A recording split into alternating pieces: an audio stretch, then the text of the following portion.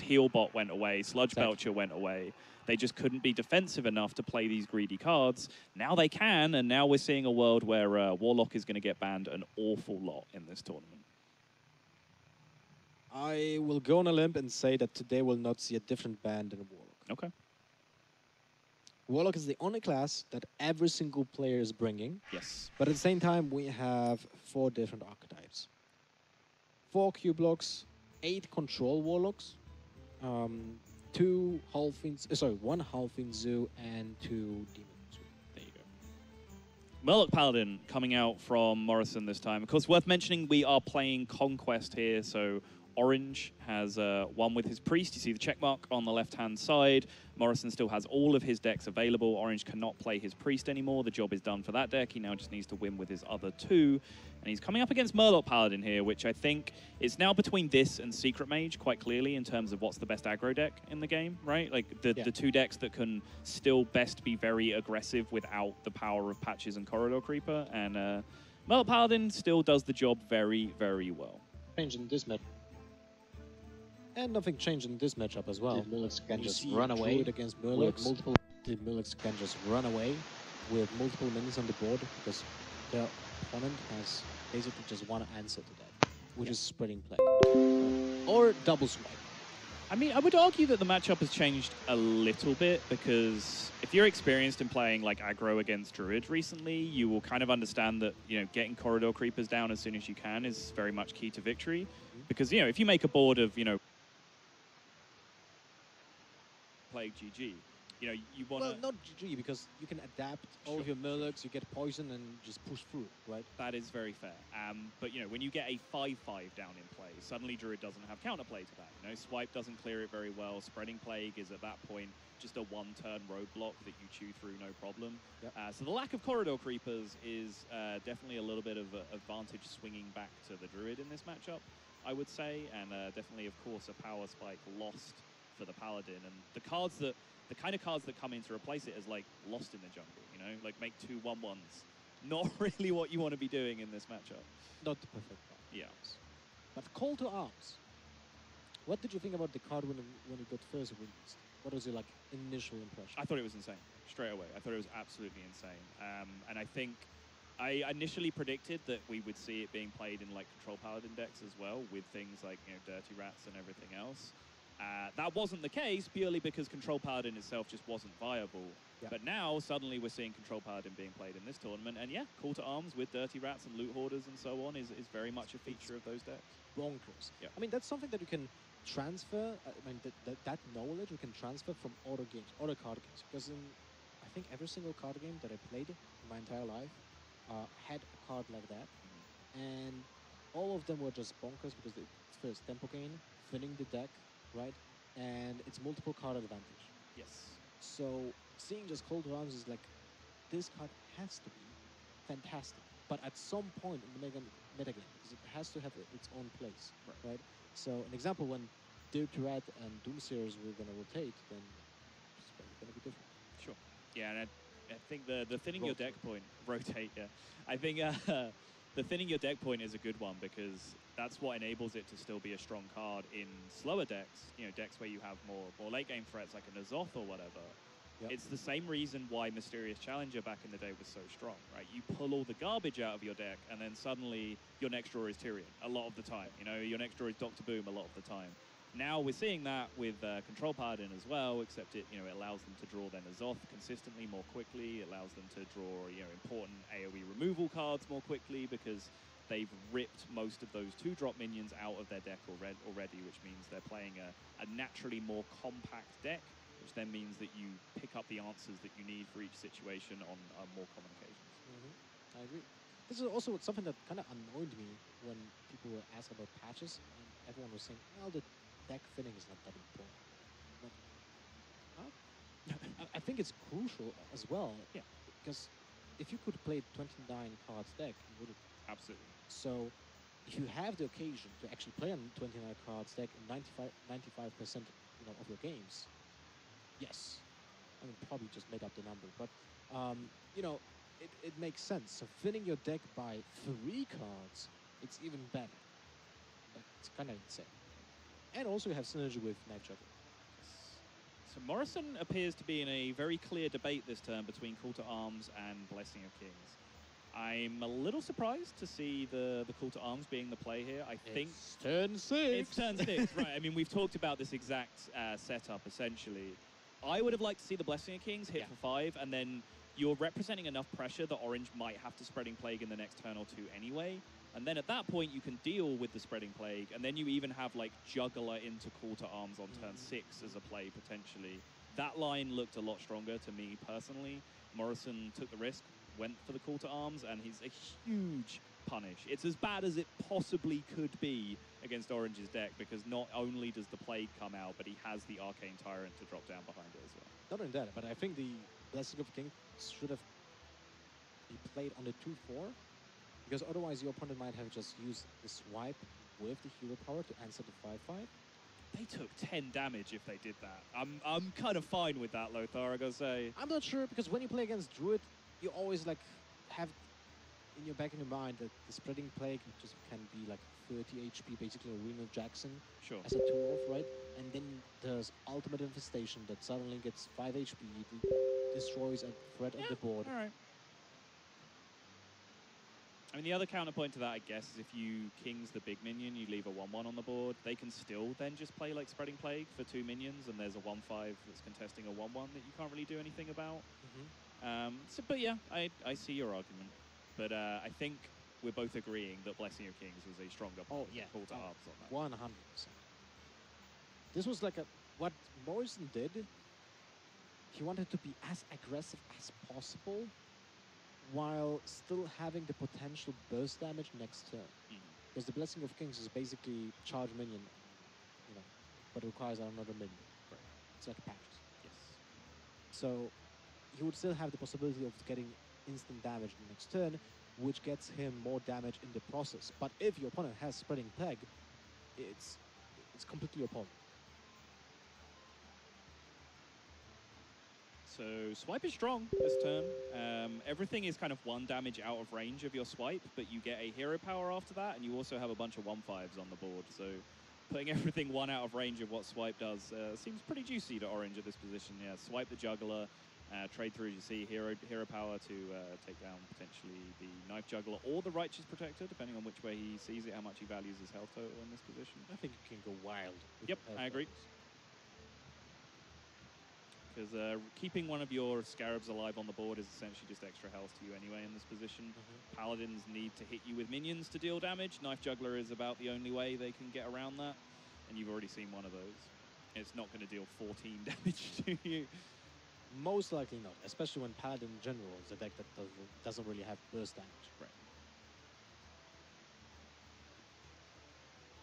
So, as we could point at turn in the previous game, which could have been a turnaround. Yeah. The same we can do in this game, but from the other side. So it's kind of interesting to see. This is, you know, there's always a great debate between Reddit and the rest of the world. Is Hearthstone an RNG game or not? And of course it's an RNG game, because every single card game is an RNG game. But the nature of card games is also you need to maximize your outs, right? And in those 2 games, you could see that both players could have played better. Yes. That's fantastic about the game, right? You can always be better. Yeah, I mean, we are, 4+ years into Hearthstone at this point. No one is at a level where they play perfectly. I don't think any single player, top-level player, could honestly stand up after a tournament that they've won and say, yeah, I played that entire tournament perfectly. Like, I think RDU said that once. He's wrong. I know, but he said it, you know? That's just nonsense, right? And if people aren't playing the game perfectly, then there's still extra edge that you can get. And I think it's particularly telling in situations like this, where you can get edge from sources that's outside of the game. Outside of your mechanical gameplay, you can get edges in card games through deck building. And those edges are at their biggest when you are coming into a fresh meta game like you are now. So there are always ways to, assert your dominance as the better player, even in a card game. Yep.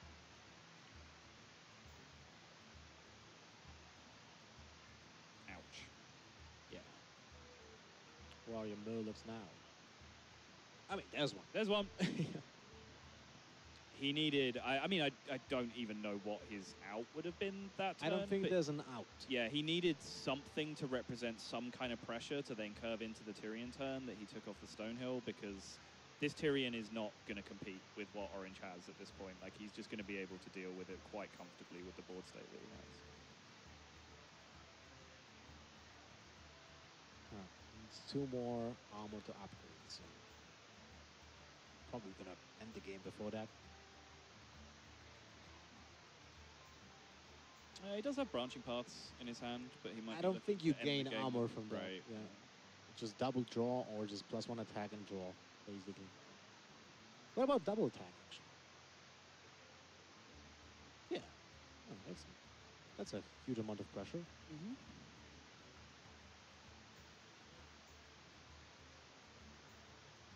You're just going to hero power it down. Just leave a 1/3 on the board. Means Megasaur into poison is totally fine, and that's about the worst thing that can happen.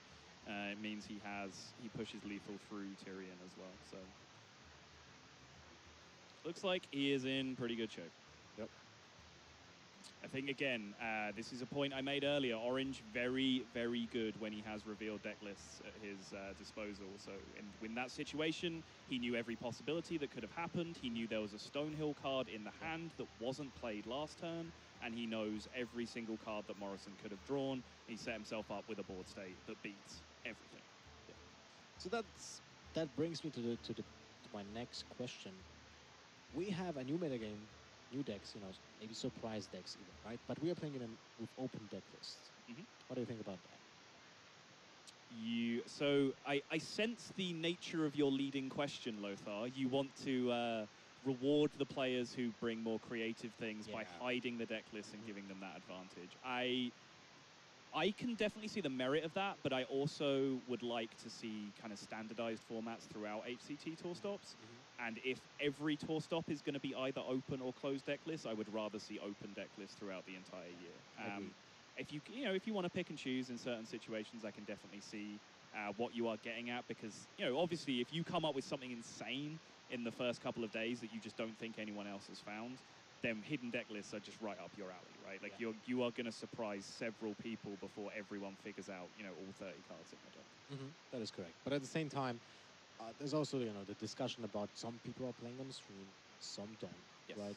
And then one player can just scout out 15 cards over your deck and will be on a disadvantage because of that. So you don't want to be on stream, but you want to be on stream because PR and and you want to be a show off. So you've got bosses like Lothar telling you need to be on stream. Yeah, you need to wear your jersey. Put the sponsors in front of the camera from a good angle and so on, right? So I agree. Open deck lists are the solution right now. Maybe there will be something in the future that can help us with that. Like a tournament mode, for example. It would be a solution to a lot of things, Lothar. Would be a solution to shortening the first turns by 30 seconds as well. Because you could just not have that happen in tournament mode. Wouldn't that be great? Yep. I still remember, though, the first Bucharest tournament, DreamHack 2014 March, where we played, friendlies, basically, and they had no timers. I think I was the most hated person in that tournament, alongside Reynard. Okay. We took, 5 to 7 minutes sometimes per turn.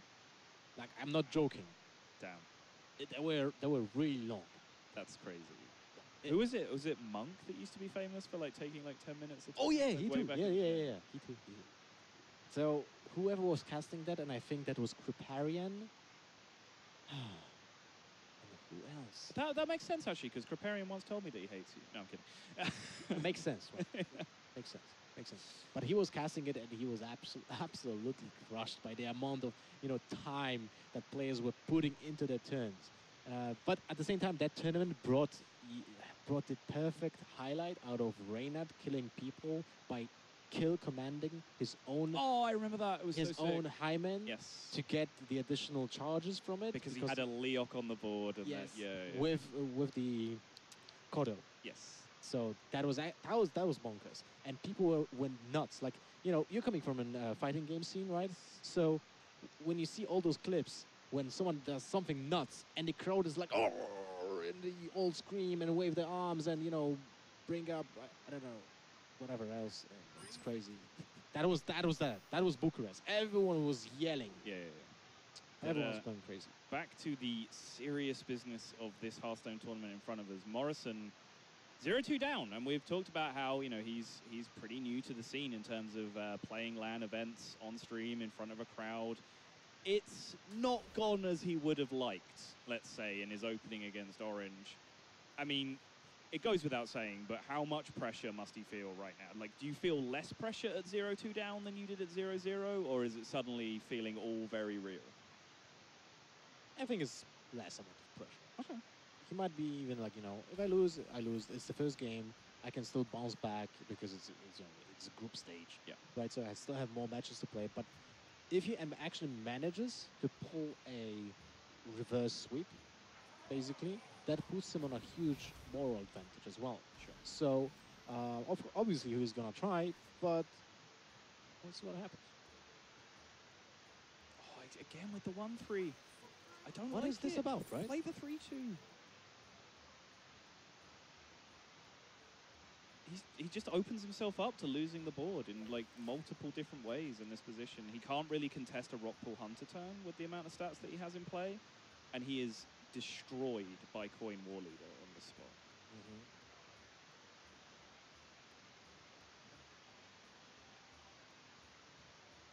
I mean, I understand. Like, he has Fairy Dragon in hand. He has another Spite in hand, right? Like, your immediate mentality is use the dragon to activate the dragon activated card.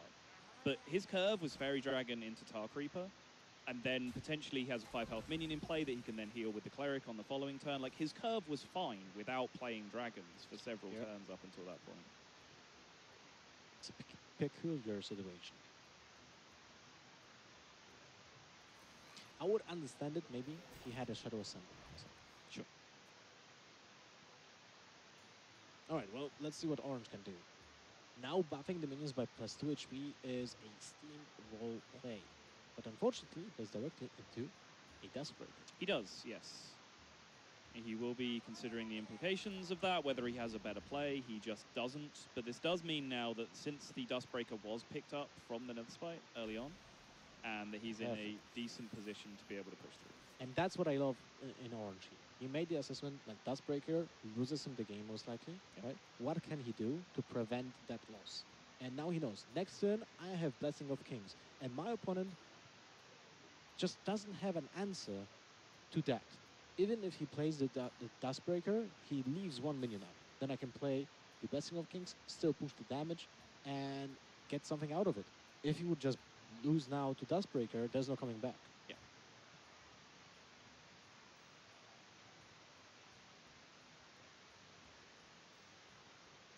Although I still think this is Dustbreaker. I think so too. Yeah, you just leave your Dustbreaker contesting the remains of the War Leader and just hope that it's good enough. You would. I mean, Morrison knows that he then walks into that potential Blessing of Kings turn that you're talking about, and that puts him in a huge world of trouble. But Blessing of Kings is going to be a huge world of trouble with this line as well. Yeah.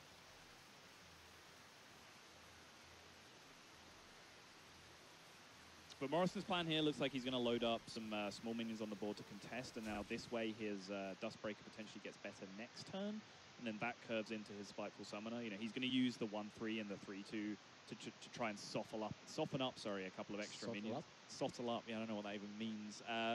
And then that way, potentially, if a Blessing of Kings comes down, he has more stats to compete and then drop the Dustbreaker afterwards. I think he definitely has a coherent game plan here. It's just, I potentially, in this matchup, I like to fight honestly with my own minions as much as I can, because then that, like, extends the turn where you have to use your Dustbreaker further into the future because you fought 1-for-1 with minions, which is why I'm such a big advocate of, like, just seeing the Fairy Dragon come down on turn 2 and just fight. Those Blessing of Kings is getting played instead of the War Leader, because the War Leader would put just +1 each to the minions, which doesn't really make much of a difference right now. Right. That's such a weird turn for Morrison right now. I do believe you have to play the Dustbreaker because you need to curve out next turn with the Spiteful Summoner, so you know you would not be able to play the Dustbreaker next turn. Sure.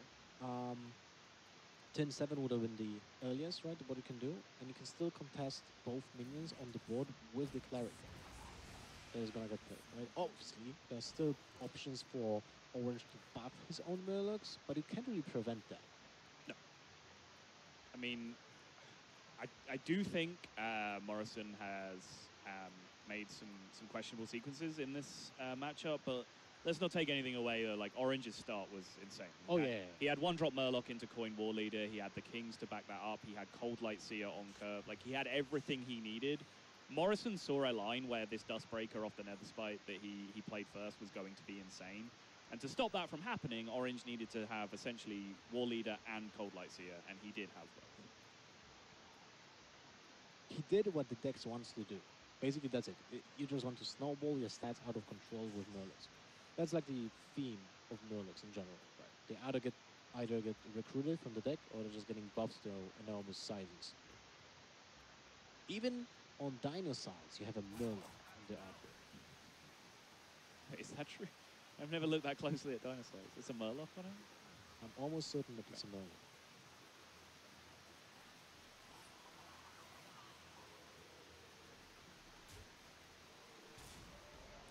Alright, that's a lot of damage, but now both of those minions can be killed, and you trade in, which is not bad, because that maybe doesn't allow Finja to actually trade with the Spiteful Summoner or the drop.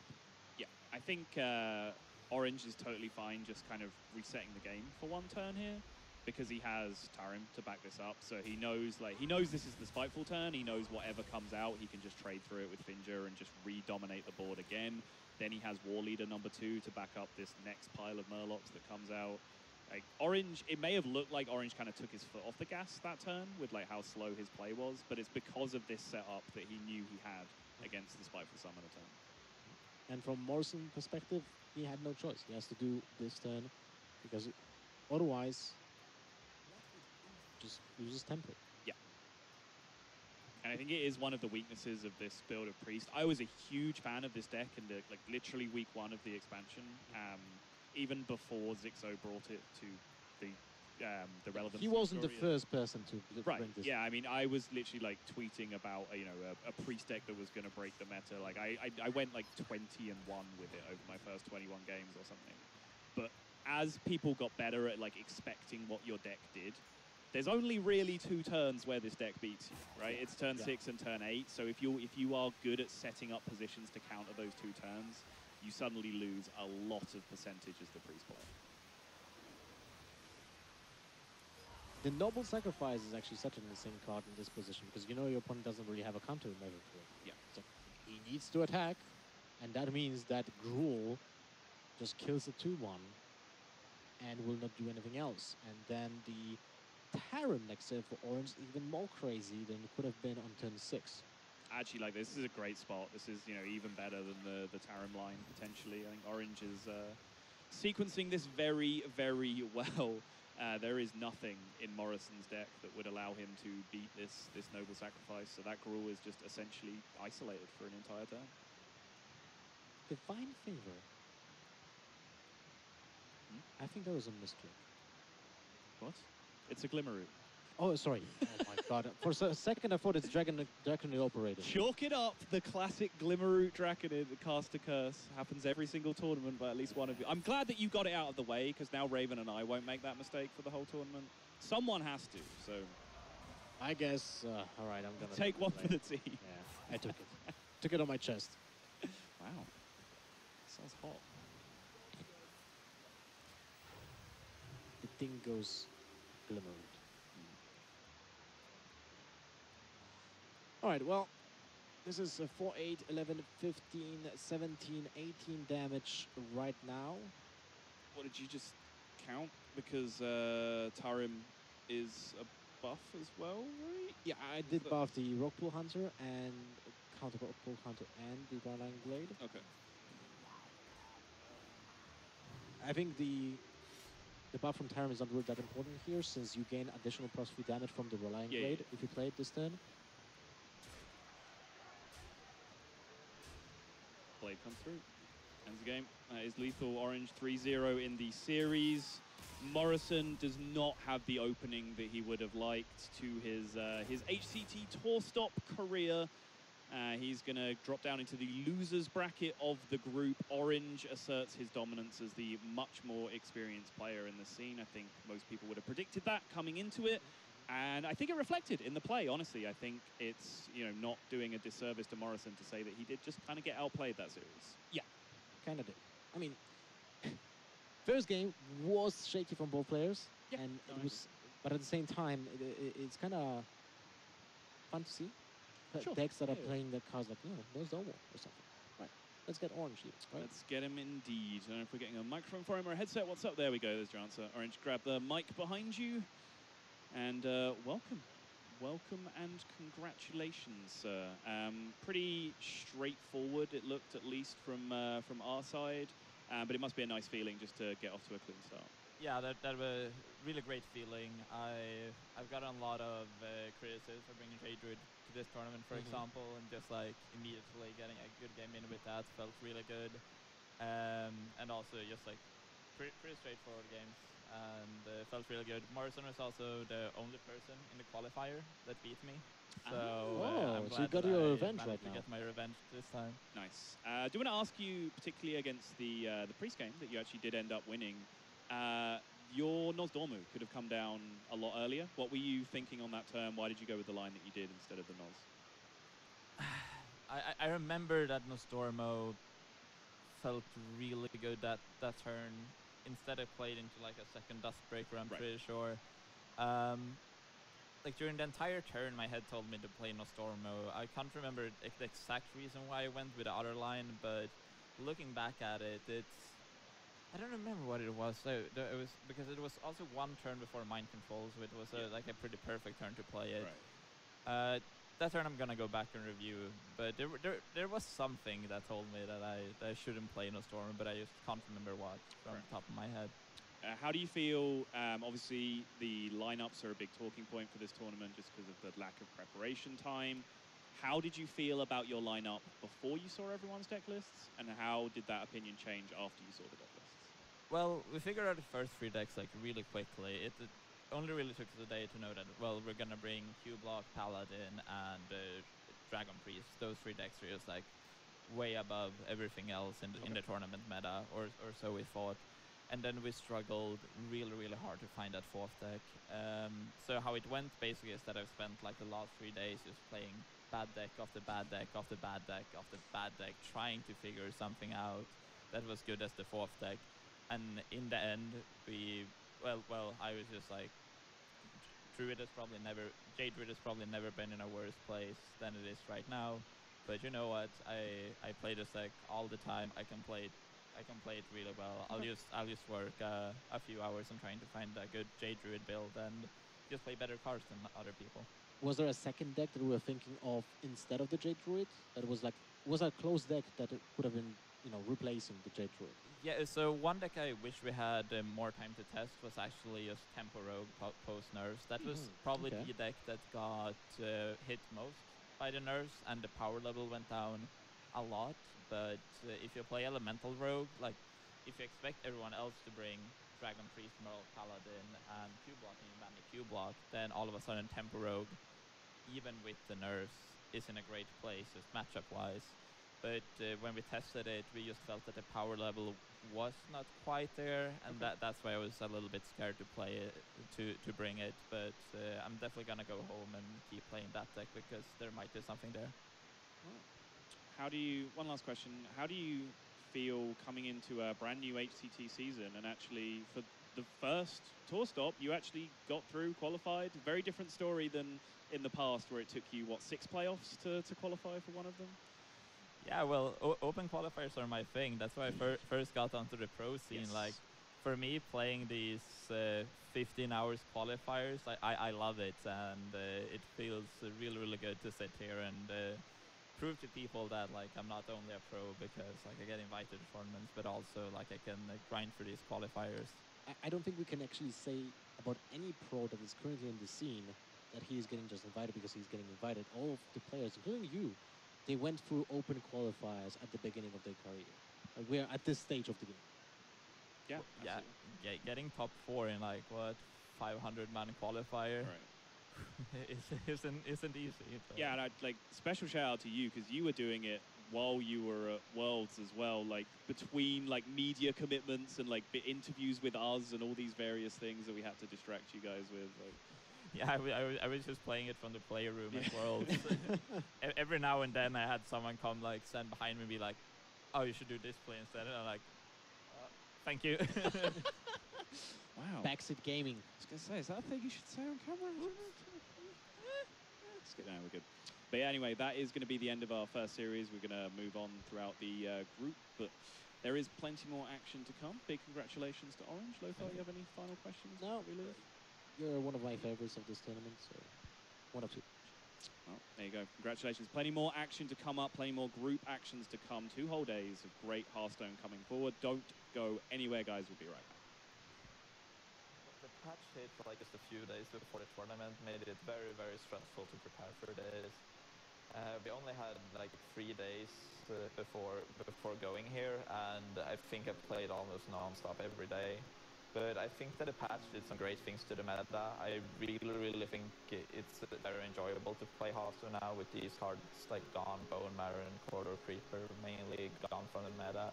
And also, like, while I loved Rasa Priest, it was not a very healthy deck for the game, so pretty glad to see it go. It's been stressful, but I think that this meta will develop into something really good.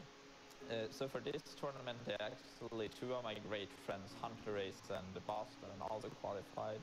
So I prepared a lot with them. Then I also tried to just like reach out to as many people as I possibly could, because I have the privilege of having quite a big network of players that I can talk to. Just like asking them to see if they found anything that's really good. And also I wanted to work on like trying to see if I could find something really good new in this meta. I let some other people work on decks I knew I would bring. So for example, my Warlock and my Paladin, I didn't play much at all, but I let Pheno and Boar Control instead work on those 2 and give me the list I eventually would play in the tournament. Because there are still decks that I'm familiar with and good at playing, so it's so that I haven't played them much, it's not really gonna hurt me in the tournament. I actually really like this group.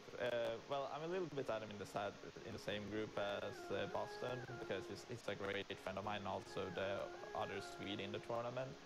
But I hope we both make it out. I'm very happy that I'm playing Morrison in the first match, because in the qualifier for this, he was the only one that managed to beat me.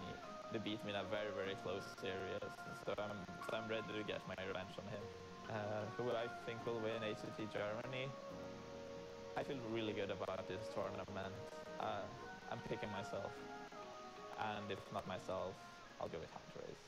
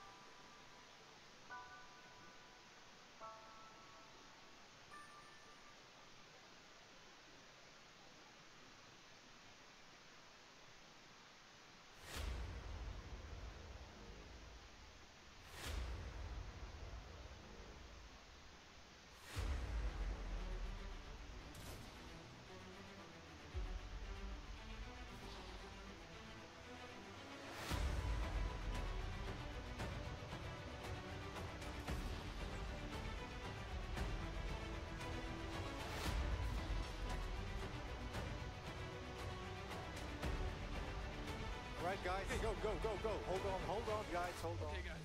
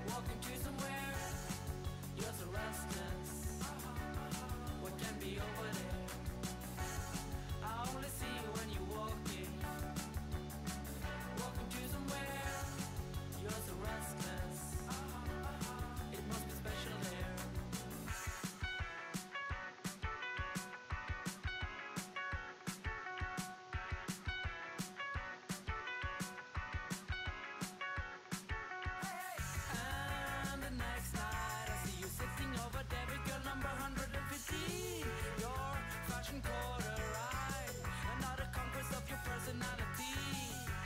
I tried to indicate that she could be the one for me, but every weekend I see you walking with a quarters of three. I only see you when you're walking to somewhere. You're so restless. What can be over there? I only see you when you're walking to somewhere. You're so restless. It must be special there.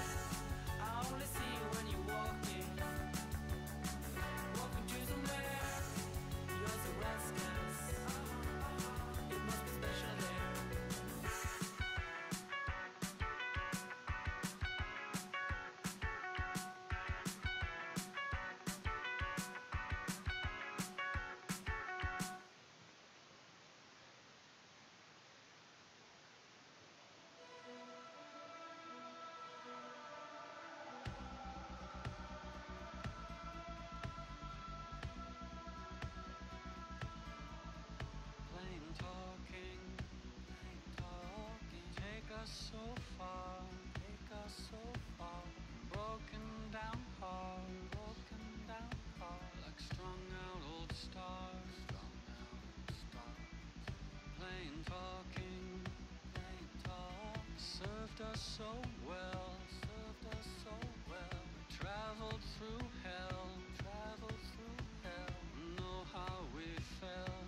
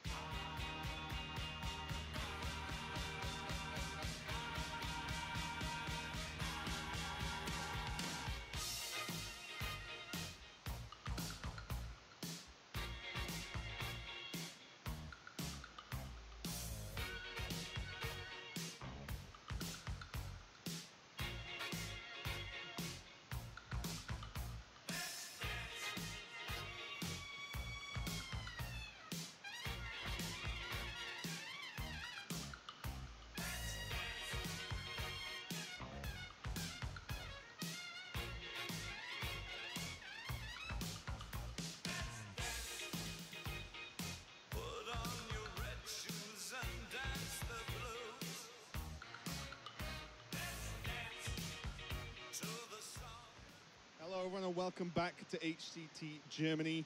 I am now on the sofa. I've kicked Lothar out the way. He's still my partner for long enough. And we're ready to go with the winners match of this group, which is going to be Orange versus Boston. Two players. You might not know Boston too well, but we do, and he's a great player.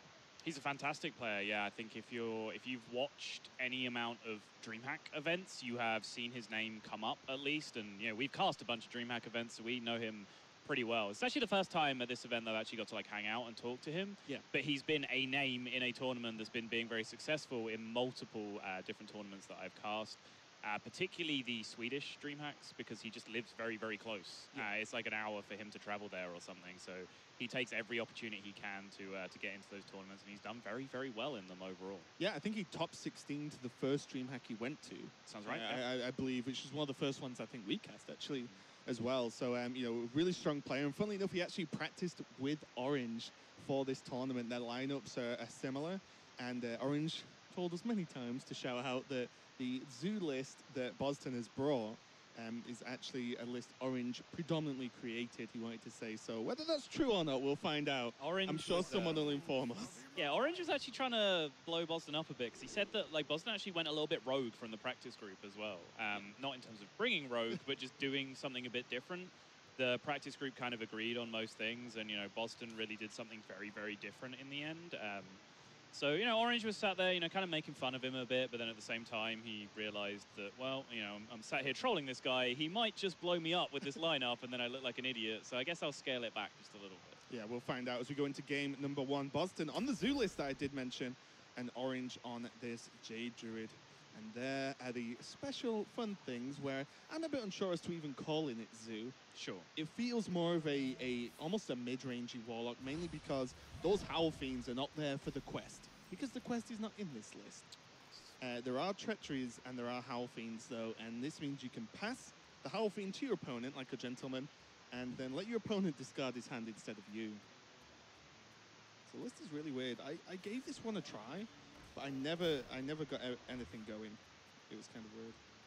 Yeah, I haven't really found a zoo list that I felt super comfortable with in several expansions, really. Like, Zoo is one of my favorite decks, probably like my third or fourth favorite deck of all time.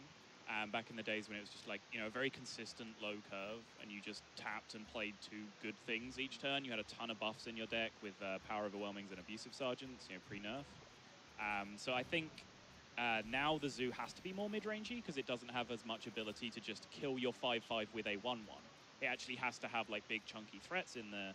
But what that does is decrease the consistency of your early game draw. It means sometimes you like tap into something you can't play, which means you whiff a big turn. Also, I will say as well, but I'm sure Twitch chat have already jumped on me, that Treachery is not in this version. Yeah, it's too much me looking at weird lists like Zillet.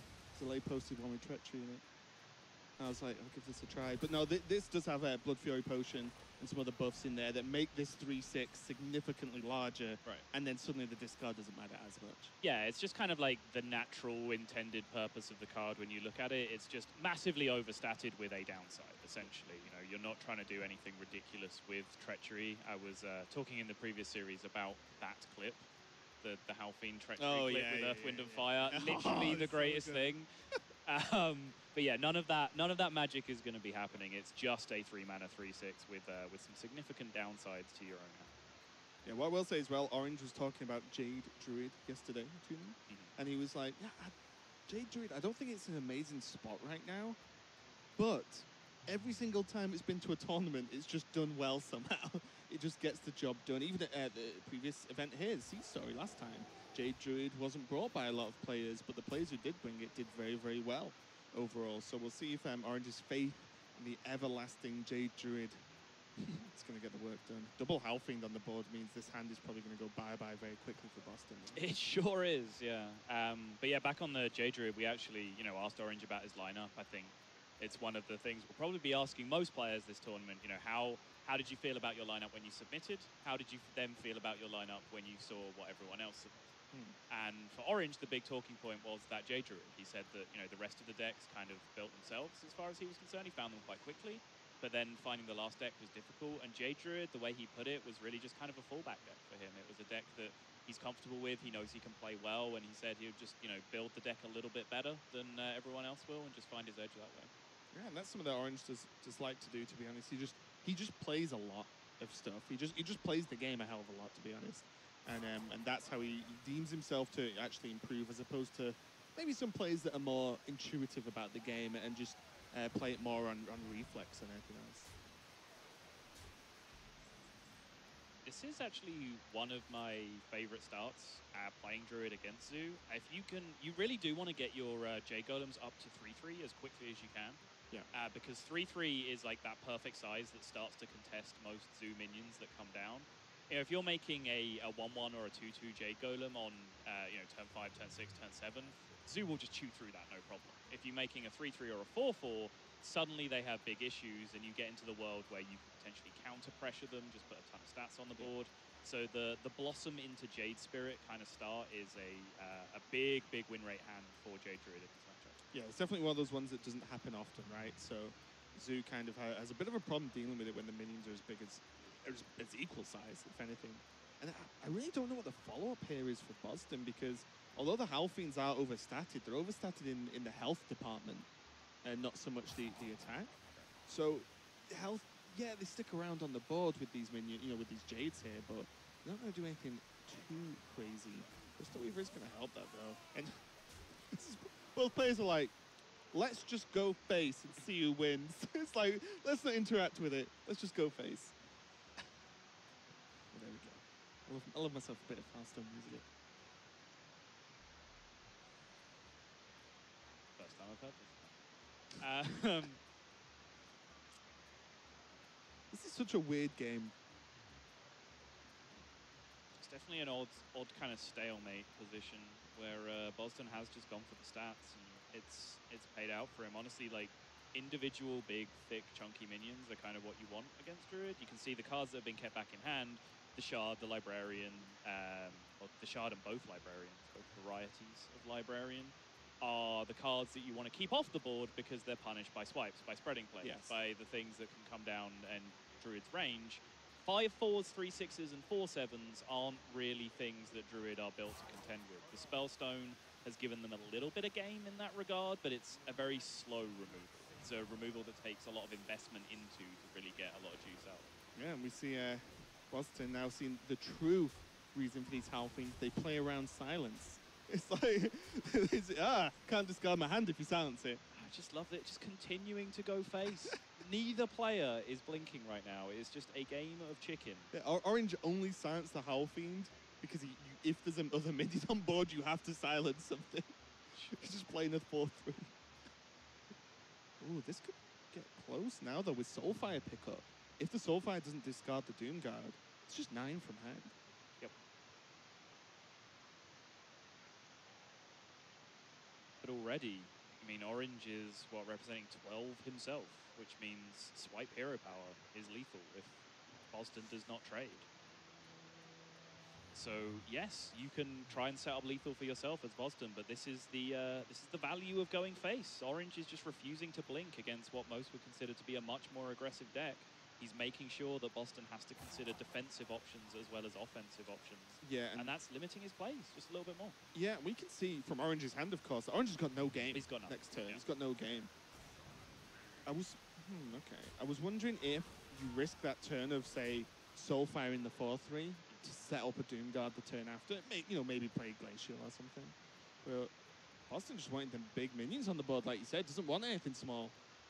So just plays the Doomguard down, puts Orange to 10, and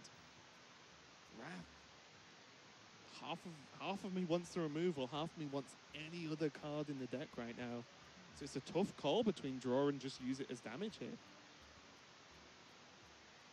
Crucially, Wild Growth only takes him to 9 on his next turn. Like, if Orange can just get to that ultimate infestation in a safe position, he just wins the game from the position that he's in. He's already got pressure coming back on Boston to the point where just the 5/5 that comes from UI is a significant threat, and then the extra health, and obviously just at that point you're drawing, you're spreading plague, your swipe, whatever else it is that you need to win. If you draw one of those tools, you're so far enough ahead. There's Jade Behemoth.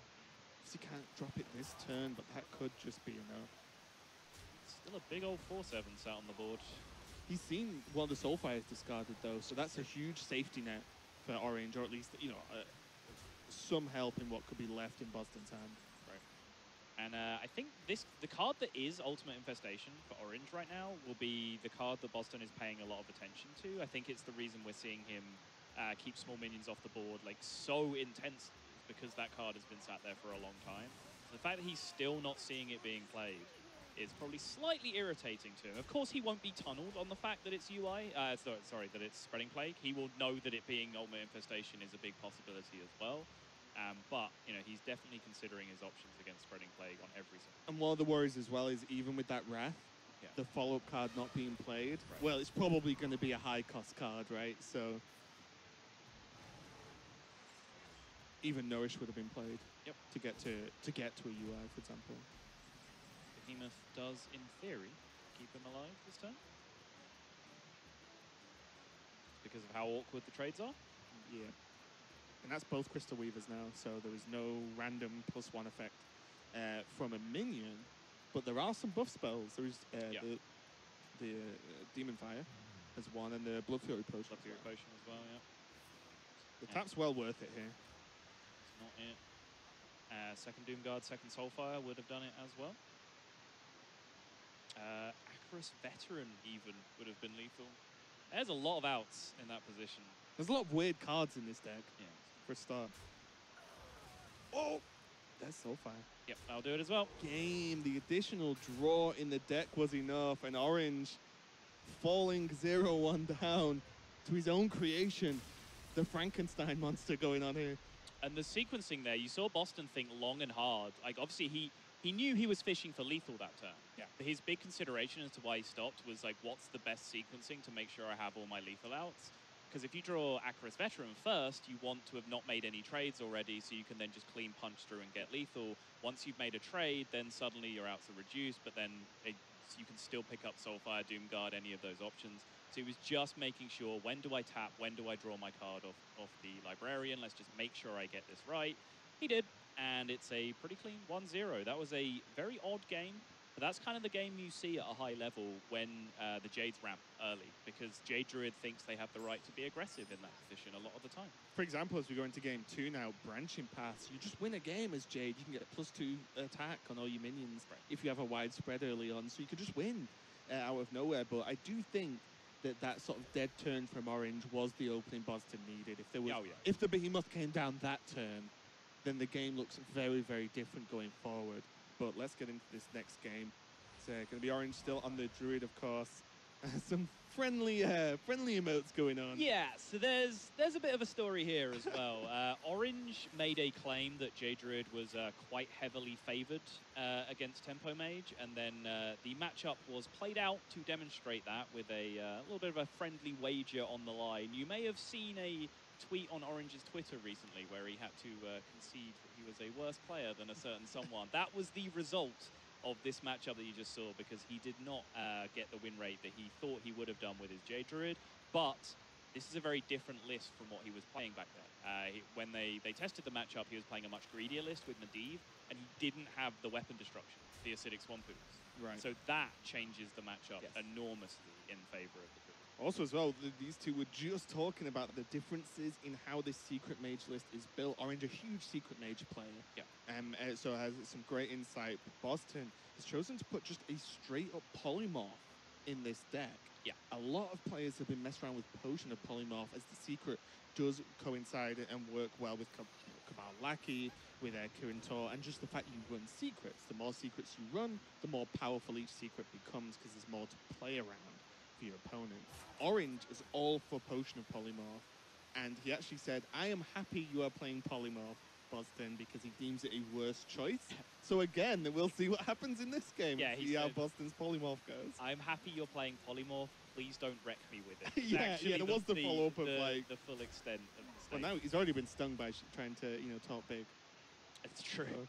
I have an additional question though, because I actually favor Polymorph because it gives you just control over the target that you're hitting with the Polymorph. Obviously, I understand, like, this is Secret Mage, so Potion of Polymorph can essentially be free in a lot of positions. Better than free if you play it for free and then you play a Cabal Crystal Runner afterwards.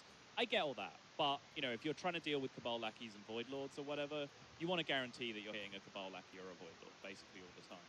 My bigger question is, when you're coming into a tournament and you're probably banning Warlock, which Boston is. He banned Warlock this series. Do you need either? So I'm a fan of Potion of Polymorph, Okay. I'll say. But what I like about it the most, especially in open deck lists, you're already running Counterspell, you're already running Runes, you're probably running an Ice Block, probably. If you add a fourth secret to that, that's just a lot of secrets to even try and play around. If your opponent, if you get Potion of Polymorph out even on turn 3, and they play a minion either on curve or even a bit cheaper, they still play, what, a 3 mana, 4 mana, 1/1 that turn. Right. Like, that's huge tempo, especially if you have the minion start as the mage. So I like it just for messing with your opponent factor, to be completely honest. But also as well, I think Boston is running a Spellbender as his extra secret, so to speak. And no Ice Block. Very important choices.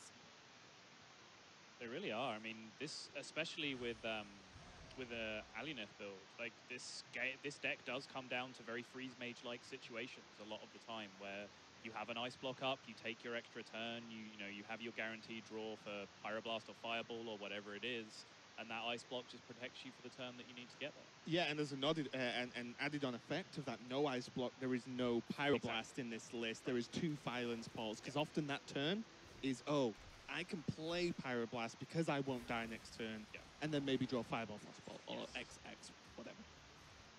Yeah, I think it's changed a little bit because like legitimate control mage strategies have become a thing, where like burst damage isn't necessarily your only win condition. But I always used to say to people, like, if you're playing Ice Block, you play Pyroblast. Like, they're just kind of best friends, you know? They go together in the deck, they fit the same strategy. Like I said, that changes if your goal is just to grind the hell out of your opponent, and that's Jaina what you're using Ice Block to. Yeah, exactly. Frostlich Jaina introduced a whole new win condition that does pair nicely with Ice Block. Yeah, and now, getting back more into the actual nitty-gritty of this game, Boston has had a pretty decent start here with the minion pressure, and with no Spreading Plague in hand for Orange. That's a big deal in itself. Explosive Ruins taking out the J Behemoth opens up, what, 3, 4, 5, 6, 8, 9 damage here just from minions. Never mind whatever's in Boston's hand, and that's why these secrets are so nuts in terms of tempo game. What if Orange wanted to play Spreading Plague that turn Counterspell? Yeah, you like, free turn for me, enjoy. And it's insane how good it is. Look at all this extra damage now. Yeah, with a Fireball and a Polymorph for, say, taunt number 2, Boston's saying, all face, my friend, all face. Yeah, but you are dealing with Druid. This is, in the current meta, this is the class that makes Justicar Warrior look like a joke in terms of how much stability you can gain from just purely off armor. And you see straight away, Branching Paths picked up off the top from Orange. Instant stability if he needs it, but of course he does have to navigate the threat of Counterspell before he can get to it. And that's where we see Jade Blossom here. Just get rid of that Counterspell, but also when you're speaking of armor game, this was the deck that like could beat Highlander Priest pre-nerf because of armor game. Yeah. Which is, if you've ever played against that list, you would feel ludicrous, but it happened. Yeah, I mean, I was talking during the intro about how pre-nerf Raza was keeping a bunch of grindy decks completely out of the format, because you couldn't grind if your opponent was able to just do 40-50 damage to you if you let them sit on their coin the whole game and pick up an extra copy of Mind the Blast. full combo. If you were never pressuring them, then they would just absolutely destroy you. Well, Druid just said, yeah, I mean, you're welcome to do 40 to 50 damage to me, because I'll go to 60. And at the same time, anytime you leave my board in play, I have the threat of using Branching Paths offensively instead. Like, it's such an incredibly flexible card. Yeah, the card's kind of nuts. Boston, 9 damage from hand here, just with the Fireball and the Frostbolt. And most importantly, keeping these minions on board. Orange, again, is just too far away from this ultimate infestation. Yep. 2 games in a row now where he's not getting there. Jay Blossom for some minions, just for a minion, sorry, along with that Ooze, even if he wants to drop it, which he might be forced to right now. Just doesn't look like it's going to be enough. At this point, all of Boston's draws are quite powerful in themselves. Yeah, it is a decent draw for Orange, just purely because it means he goes to 10 next turn. Yeah. Which, that is a window that he can potentially leap through towards victory in this position. So, He's holding the Ooze.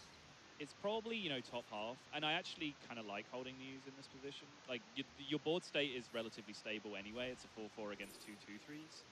and you know your opponent is running out of cards, running out of value. So Orange thinks that now he's got to this UI will stabilize next turn, and then Boston will need Aluneth to get back into the game, and I completely agree with that. Yeah, I can see that. And with these choices, do you actually go for Spellstone?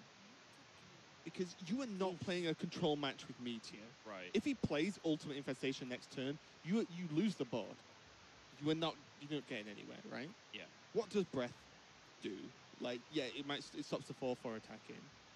Okay, maybe that's enough.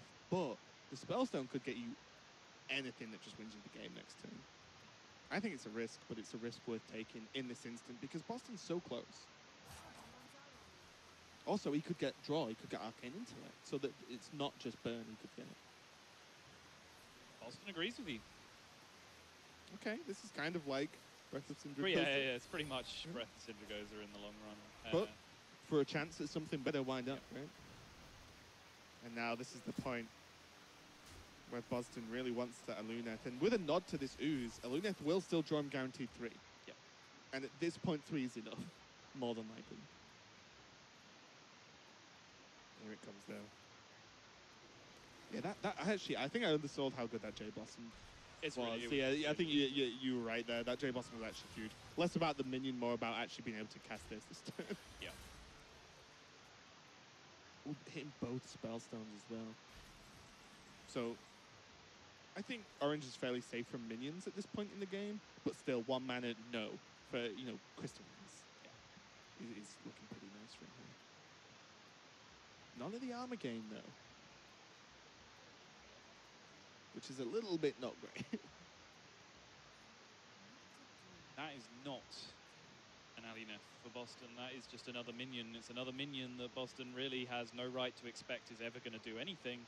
It's just behind the board even as he plays it. He needs burn damage, he needs card draw, or he needs, Frostlit Jaina. the combination of both. Yeah, Frostlit Jaina, sure. Only got 1 glyph left in the deck as well. Well, I will say, Orange doesn't have Malfurion, so there is not this unlimited armor gain going on. You're not -3 a turn. And as you can tell from the Jade Spirits, it's not, of course, the Oaken Summons list, because those two have counter synergy. So there is a little less armor gain overall in Orange's list than the list we were generally seeing go up against the Raza Priest with astonishing regularity in the previous metagame. So there's a crack of hope for Boston, but not much more than that. Yeah, I think what I will say is I'm not 100% sure what the Jades are at actually right now, but is it 5? Oh yeah, that's the last one, wasn't it? Yeah, okay, so they're at 5. Boston has what, two turns ish, maybe 3 at a push to survive. 3 turns worth of draws can get you there. He's playing 1 intellect.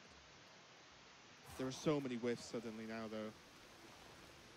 Has like Kirin Tor Mage, Lackey, even Medivh Valet if this secret gets proc. Benefit is Orange probably doesn't want to proc the secret because he knows its runes. Yes, exactly. So we actually, on the previous turn when he played UI, he literally just didn't play Arcane Tyrant with 0 mana. You just saw him do exactly the same thing again. Firelands Portal. I just cast Firelands Portal downstairs in the last series and I got Doomguard. Doomguard or Leroy. 2 close out of 70 something, 78, 79, something like that we're up to.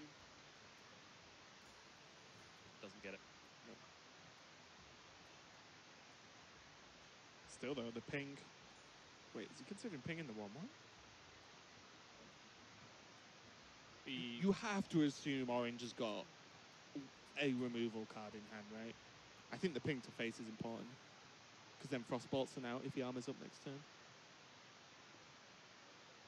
It still is. Oh yeah, it'll still go to 3, right? Yeah. Okay, so pinging the 1/1's fine then. Does it change anything with Malfurion? If he Malfurions and goes to 8 and then 10 instead of going to 7 and then 9, that doesn't make a difference with no Pyroblast in the game? Yeah, I don't think so. Yeah, fair point. Wait, what did I just say? It's more than that. I added Malfurion only doing 2 extra armor instead of 3, but it still is. What? You said 8? Right, but then you armor afterwards. I said 8 and then 10 instead of 8 and then 11. Oh, so I was thought you just talk about armor. Right. Right. God, we need to sort this out. It's a really weird situation here for Orange because he has so many options. None of them are the options he really wants, which is Malfurion or, you know, any form of additional armor gain. Ultimate Infestation is armor gain, so he is going to go for it. Oh, Branching Path goes bye-bye. Malfurion goes bye-bye. Ooh, okay. But with no ice block, Orange can just basically just try and set up lethal in the next turn or two. And that's clearly what he's decided he's going to have to do, because that play, he, one, gave himself a very high chance of burning armor gain cards, which, you know, reduces longevity against Boston's draws. And then secondly, he finally gave up the explosive roots and just played into it and took the damage. So he is definitely resigned to the fact that he just wants to race in this position. Yeah. Okay, he's going for this. I wondered whether he was actually just going to play... oh, he can still do this, actually. Yeah, this Orange is better than me. Newsflash, news at 11. Orange better player than Raven. What's he following up with? Double Jade, okay. My eyes instantly went to Aya for like the biggest push. Oh, there it is from Got him. Boston. Doomguard? Rips the Firelands off the top. Does not get the BM Doomguard. It's in fact Doomguard's best friend, Carnivorous Cube. But that Firelands portal was crucial. I believe he had one Fireball left as well that could have got the job done. Was it even 2 at that point? Hard to know. We've been pampered by deck I think trackers. it was... no, he had Fireball Frostbolt early on, right? Okay. So I said he had the 9 damage in hand. But really interesting game overall. Like, I'd love to go back and, or if Orange ends up coming back and winning the series, love to ask him about that game, because there was a very clear, like, change of strategy. For 2 or 3 turns, it looked like he was just cycling, trying to find those armor gain cards, trying to find Malfurion. And then there was a turn where he just clearly felt like he couldn't do that anymore. He had to just Also, it's the Frostbolt fear, right? We were talking, it ended up being Fireball or Firelands. Yeah. Well, you would add Frostbolt on that if you didn't go for the UI.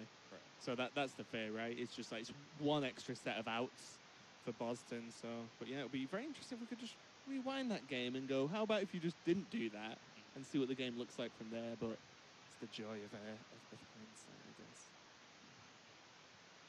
And Orange mentioned to us, or at least to me, I'm not sure if you were there at that point, that Dragon Priest feels like his new home.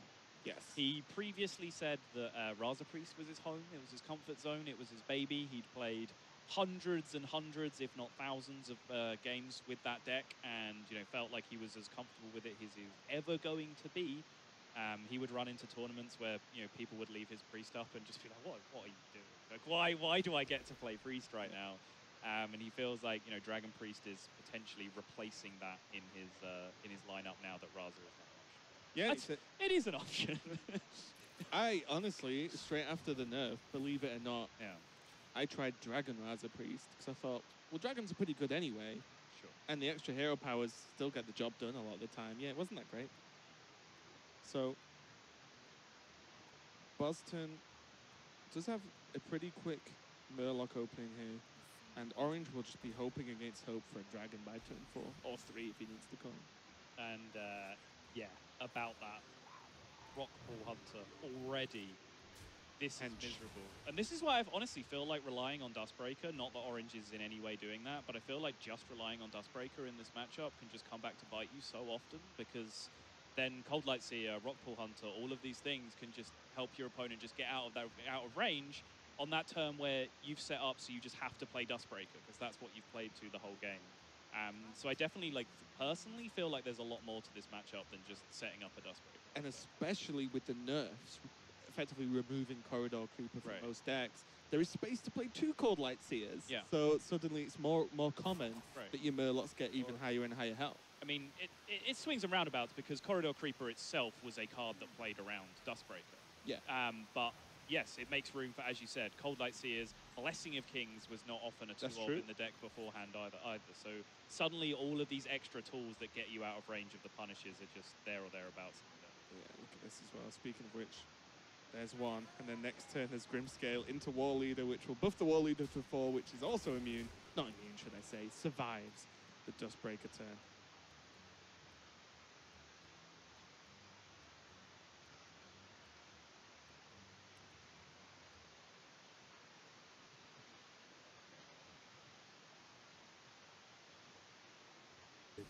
Я могу даже посмотреть.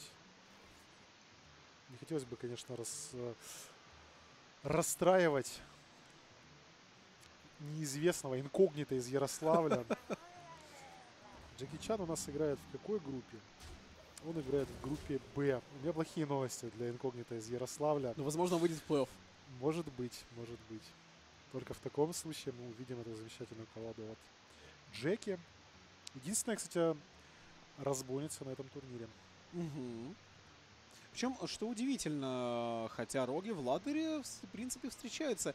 И мил роги, в принципе, популярны, и квест роги, и различные версии Миракла. Вот тот же Заннанананан, который недавно мелькал у нас онлайн, вот во время этой игры 2 раза. На Миракл роге я встречал его уже несколько раз в этом сезоне, и она идет у него довольно-таки бодро. Но тем временем здесь отбивается Оранж достаточно бодро, перехватывает немножко инициативу этим ходом, есть зачистка. Но только с озерным 3-6 пока непонятно, что делать. Очень Но важная карта есть Смоляной. в виде 4. Да, зачистка, это всегда здорово. Знаешь, что очень Вестник правильно делает заката. Оранж? Он обыгрывает божественную милость. Для босса эта карта становится все более и более бесполезной. Вот Оранж отдает монету, он отдает поушно, он сливает абсолютно все для того, чтобы оппонент остался без карт.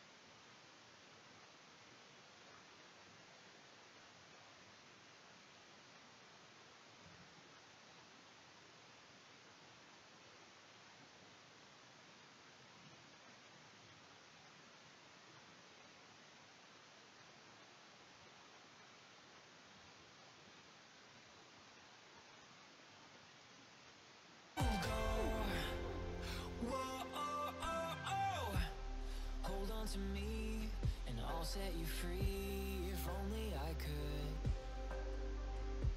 I'll turn up the sound and switch on the crowd. Yeah, it's gonna be good. So fall from the stars into my arms if you're ready to fly. Yeah, I'll never let you go. Whoa, oh, oh, oh. I would believe if I could see the look in your eyes. It's not what it seems. This isn't a dream. It's a wonderful life. So fall from the stars into my arms if you're ready to fly. Yeah, I'll never let you go. Whoa, oh, oh, oh.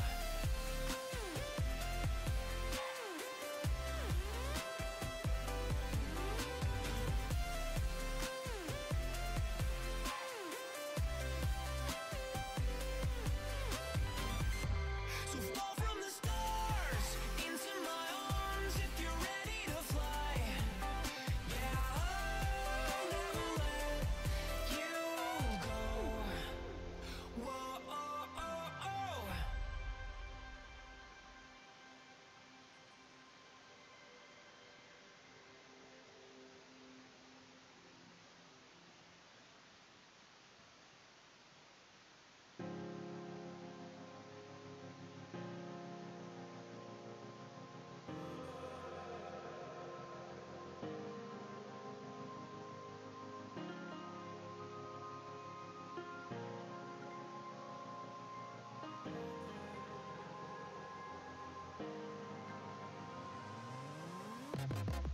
Building a fortress, and we thought it was stronger, keeping your distance. I thought we were better. We can try to just hide from the pain by building our castle. We can build them again and again, and we can feel nothing. And I know that you're feeling alone, and we can do better. So help me to break through the stone. Help me to break through.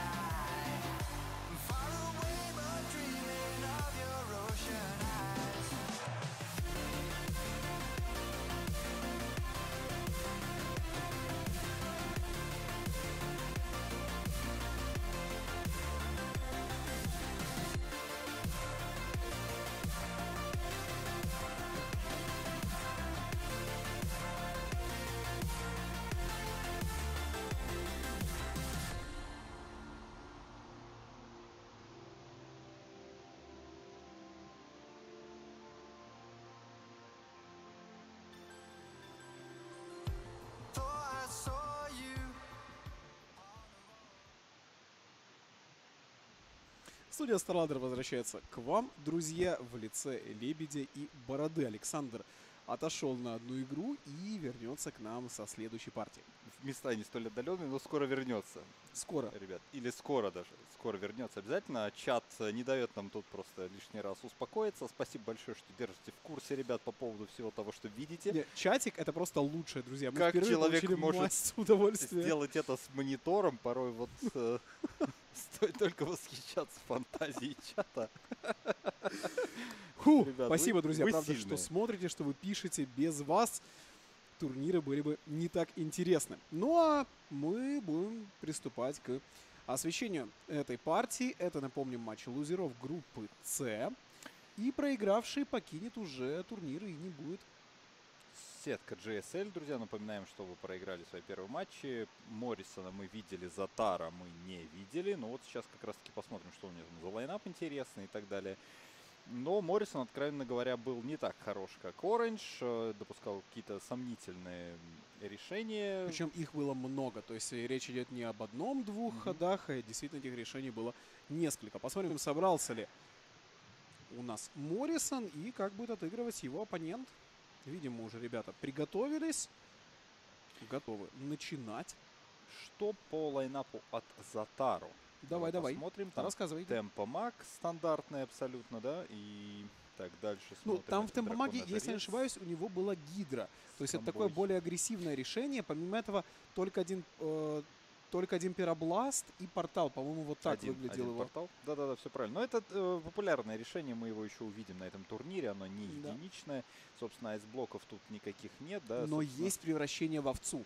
Это чертовски крутой спел именно против варлоков. То есть, друзья, если вы видите мага, в котором есть гидра, в котором есть превращение в овцу, то это уже нам говорит о том, что этот парень готов играть с варлоками, соответственно, варлоков в бан вряд ли уйдет. Ну, с варлоками, в принципе, неплохо играть, но плюс ко всему есть еще интересная комбинация, да, когда ты играешь два секрета в правильной последовательности, ты можешь еще и пятерку нанести после превращения Конечно. в овцу. Это тоже очень классно работает, в свою очередь. Да, ну, то есть агрессивный лайнап от Затара, не знаю, как у него пойдет в Давай этот быстренько раз. по остальным колодам. Дальше это типичный дракона-жрец. Но с масс-диспелом. Масс-диспел, обычный немоты нет. то есть- Опять-таки антиварлок карта, и при этом еще играется алхимик для того, чтобы, если тебе разобьют внутренний огонь упырем, коих носят, соответственно, контроль варлоки, ты мог убить все равно комбой. И давай оставшиеся две колодки. Оставшиеся две колоды это Мурлок Пал с разрушителем Чар. И с рывочком. И с рывочком в том числе, да, воин синежабрых. И это Куба Варлок. Куба Варлок без Думгвардов. Так, стоп, нет, Это контроль Варлок игры, просто с черепом Монари, также с Лизнем. И мы точно можем сказать, что Затара не будет убирать Варлоку. Что, он банит Варлока с этим лайнапом? Ну, вообще, да, это вот лайнап, по идее, должен изи разъезжаться. Так это антиварлок лайнап. То есть эти лайнапы в свое время создавались игроками и были... ну, как бы в свое время, несколько дней назад были созданы ребятами, которые хотели укатывать именно контроль варлоков. Так что очень-очень странный бан у нас от товарища. А у него просто контроль Варлок. Не знаю, но против контроль Варлока, ты знаешь, ну, хорошо, ладно, темпо Макс играет неплохо. Но вот по поводу Паладоса и по поводу Жреца тоже, наверное, должен хорошо сыграть. Но Паладин, только из одного Паладина. Ну, такое, да, сомнительное достаточно явление. Ну ладно, ребят, давайте посмотрим.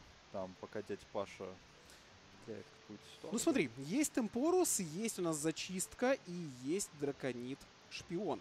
По идее, забирать зачистку сейчас было бы логично, даже несмотря на то, что один дракон уже есть в руке. Я думаю, что Моррисон выберет именно массового дракона. Ну, у тебя есть зачистка уже. Может, мы все-таки заберем шпиона?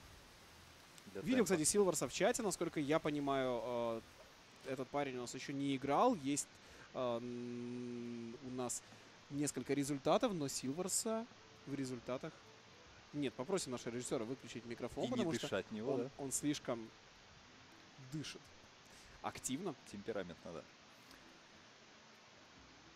Ну что, чем продолжать будет Затара? Какие тут варианты у него есть? Темпомаг хорош, в принципе, да? Но против жреца, если только там не будет Вестника Зарева, да? на 4-й ход, который просто обычно хоронит стол, и если у тебя нет алунета, ты не можешь вернуться на этот стол вообще никак и никогда. Поэтому давить принимает прямо сейчас. Играем секрет. Не знает, безусловно, Моррисон, что же это за секрет, но мы можем проверить монетой, соответственно, антимагию. И надеяться сейчас нужно на то, что это не антимагия, потому что как раз-таки ловушку ты не боишься получить, а вот антимагия была бы неприятна. И ты теперь прекрасно понимаешь, что это именно за секрет. И Затара лишится сейчас игрового стола. И у Моррисона все карты на руках для победы. Затара нужен классный топ-дек. Возможно, разносчица кристаллов 5-5. Как раз за 4 мана там могла выйти. Нет, это не она. Придется играть сейчас секрет в виде взрывной. В ответ мы получаем дракона 4-7. Он не погибает. Все круто для Моррисона. Ну и в свою очередь для Затара уже, можно сказать, поиграно, да? Появляется сумеречный дракон после Всегда этого есть и лунет. Шпион. А лунет на 6-й уже не успеет вот в этой конкретной ситуации. Слушай, я думаю, что успеет все равно. Хила нет дополнительного у этого приста. Тебя убьют просто раньше, понимаешь? Ты 5-6 просто уже не переживешь. И у тебя останется один ход для того, чтобы добить. А там появится драконит шпион и появится еще, ну, по логике, да, злая призывательница. В любом случае, данный маг все равно ближе по своему концепту к старому доброму темпо-магу. Это колода, которая хочет давить тебя с раннего стола, внести тебе хотя бы половину здоровья, убрать, минус 15, и добивать заклинаниями. Если магу не удается внести там больше 10 единиц урона со стартового борда, он не способен добить чисто заклинаниями из руки. Их тут, на самом деле, если посчитать, ну не так уж и много. И они должны прийти абсолютно все в идеальной последовательности и лететь в лицо, чтобы ты таким образом выиграл. Поэтому, действительно, шансов у Затара почти нет уже в этой партии. Портал разве что может помочь. Ученица чародей, да, но портал не убивает драконит шпиона, и портал должен уже лететь в лицо. С другой стороны, смотри-ка, еще есть десятка, да, в руках у Затара, и даже с этим столом он может додавить попробовать, но ни в коем случае ни о каких разменах не стоит помышлять, стоит вообще о них забыть. Согласен. Чертовски важный секрет получает Моррисон. Это антимагия, зная, что у оппонента в руках есть, вероятнее всего, 2 боевых заклинания, которые он не играет прямо сейчас. Ну, иначе они были бы сыграны у нас на 5-й ход или на 4-й, соответственно. Антимагия должна выходить сейчас вместе с тройкой, с Утеркрипером.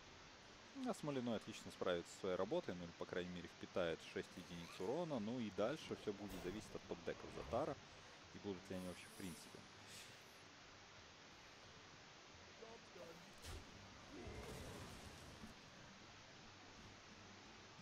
Пиробласт заезжает. Ой-ой-ой, а вот это уже интересно, да? Но доживешь ли ты до 10-го хода для пиробласта? Еще очень вопрос. И еще и секрет ведь проверить надо. Ну, вначале Фростболт, потом огненный шар, потом пинг. Чего тут, собственно, и проверять?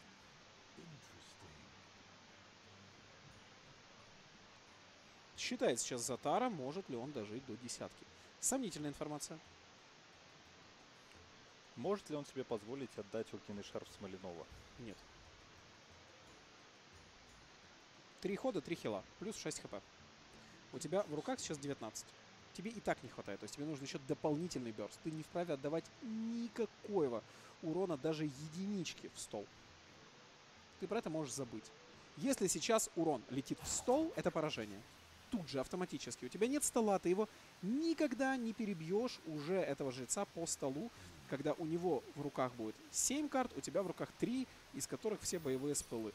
Но Затара решает по-другому, он пробует отдать фаербол, вернее фростболт в стол. Огненный шар, похоже, что вообще не будет отдаваться. Просто пинг. Пинг в 5-2. Фаербол в лицо. Затара решает играть, знаешь, Затара как будто с завязанными глазами, с 2 пистолетами в руках, так просто спалит вокруг. Вот куда видит, туда стреляет. В драконида шпиона. Ну, это такая, в знаешь... лицо, в шпиона. Вот отсюда бам-бам-бам. Вообще рандомно раскидал спылы. Все красиво теперь выглядит. Дикий просто Затара с Дикого Запада пришел с 2 своими пистолетами и стреляет сейчас в студии Take TV, как Павел в свое время, помнишь, там бегал с луком и стрелами и палил по всем подряд. Ну, можно как-то оправдать это решение тем, что Затара сейчас байтит на то, чтобы оппонент похилил не лицо драконида шпиона, но, видимо, что Моррисон тоже прекрасно понимает, к чему идет игра, и что явно темпомаг неожиданно будет его бёрстить. Внезапно совсем. Поэтому будем хилить лицо. Ну, самое главное сейчас Затара не получает сам много по лицу, да, пойдет, конечно, пробаф отгубитель, но это лишь на следующий ход, и у тебя минимум 1-2 хода-то остается. И вот Петроглиф, как раз хотел сказать, он может принести тебе еще один пиробласт, и в 2 пиробласта ты можешь просто забить противника. Согласен с тобой, но должен быть очень крутой Петроглиф для этого. Невидимо, к сожалению, раскопки. Боевых заклинаний у мага на самом-то деле хватает. Тут тебе и ледяные стрелы, и огненный шар, и портал, и тот же пиробласт, который ты уже упомянул. Знаешь, еще что есть? Еще такая интересная карта, как суперстрелы.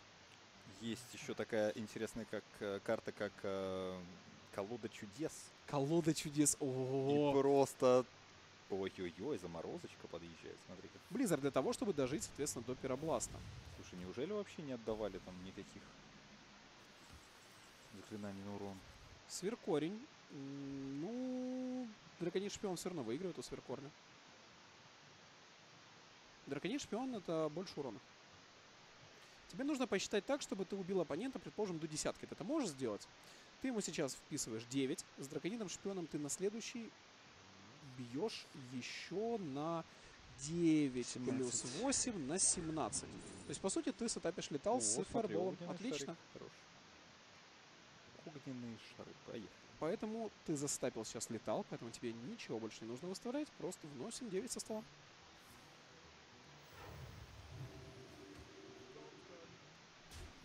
Затара нужен сейчас бёрст. Огненный шар, стрела. Стрела не помогает, кстати. Нет, стрела не помогает. Да, огненный шар, Петроглиф нужен. Алунет. Алунет не помогает. Нельзя. Уже поздно, Гэлу нет. Надо морозить.